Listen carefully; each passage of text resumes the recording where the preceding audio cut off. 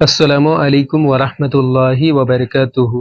میرے پیارے بھائیوں اور بہنوں، رمضان کا پاک مہینہ اپنے آخری دنوں کی طرف بڑھ رہا ہے اور عید ہمارے دروازے پر دستک دے رہی ہے۔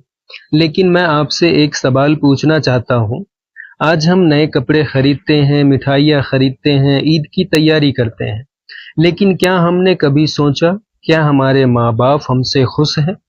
کیونکہ میرے دوستو، اگر ماں باپ خوش نہیں ہیں تو یاد رکھیے آپ کی عید بھی ادھوری ہے۔ آج کا یہ بیان ہے اسلام میں فیملی لائف اور ماں باپ کی اہمیت پر۔ اگر آج کی یہ بات آپ کے دل میں اتر گئی تو یقین مانیے آپ کی زندگی بدل جائے گی۔ میرے بھائیوں، اسلام صرف نماز، روزہ اور حج کا نام نہیں ہے۔ اسلام ایک پورا زندگی جینے کا طریقہ ہے، اور اسلام میں سب سے پہلی اور سب سے اہم چیز ہے پریوار۔ قرآن شریف میں اللہ تعالیٰ فرماتا ہے، اور اللہ کی عبادت کرو اور اس کے ساتھ کسی کو شریک نہ کرو، اور ماں باپ کے ساتھ اچھا برتاؤ کرو۔ یعنی اللہ کی عبادت کے بعد سب سے بڑا حق ماں باپ کا رکھا گیا ہے۔ سوچئے، آج ہم دنیا کے لوگوں کو خوش کرنے میں لگے رہتے ہیں، لیکن جن کی وجہ سے ہم دنیا میں آئے انہی کو ہم بھول جاتے ہیں۔ میرے پیارے اسلامی بھائیوں اور بہنوں، ایک صحابی رسول اللہ صلی اللہ علیہ وسلم کے پاس آئے اور پوچھا، یا رسول اللہ صلی اللہ علیہ وسلم، سب سے زیادہ اچھا برتاؤ کس کے ساتھ کروں؟ رسول اللہ صلی اللہ علیہ وسلم نے فرمایا، تمہاری ماں۔ انہوں نے پھر پوچھا، پھر کون؟ آپ صلی اللہ علیہ وسلم نے پھر فرمایا، تمہاری ماں۔ تیسری بار پوچھا، پھر فرمایا، تمہاری ماں۔ چوتھی بار پوچھا، تب کہا، تمہارا باپ۔ سوچئے، 3 بار ماں پھر باپ۔ کیوں؟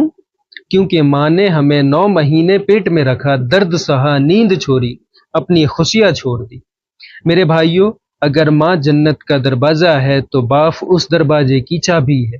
باپ وہ انسان ہے جو پوری زندگی محنت کرتا ہے تاکہ اس کے بچے خوش رہیں۔ وہ خود پرانے کپڑے پہن لیتا ہے لیکن اپنے بچوں کو نئے کپڑے دلاتا ہے۔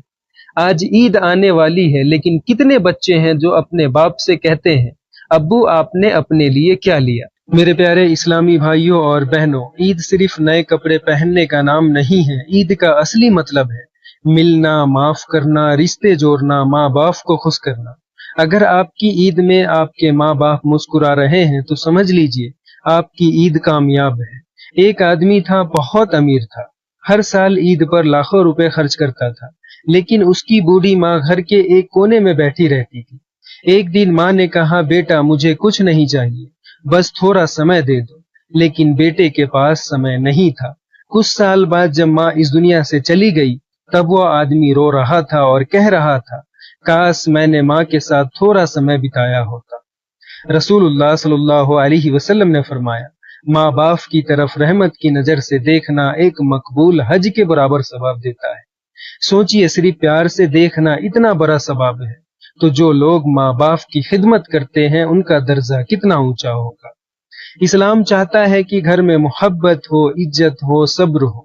بیوی شوہر کا خیال رکھے، شوہر بیوی کا خیال رکھے، اور بچے ماں باپ کی عزت کریں۔ یہی ہے اسلامک فیملی سسٹم۔ میرے بھائیوں، رمضان ختم ہونے والا ہے۔ یہ وہ سمے ہے جب ہمیں توبہ کرنی چاہیے، رشتے ٹھیک کرنے چاہیے، ماں باپ سے معافی مانگنی چاہیے، کیونکہ کسی کو نہیں پتا اگلا رمضان ہمیں ملے یا نہیں۔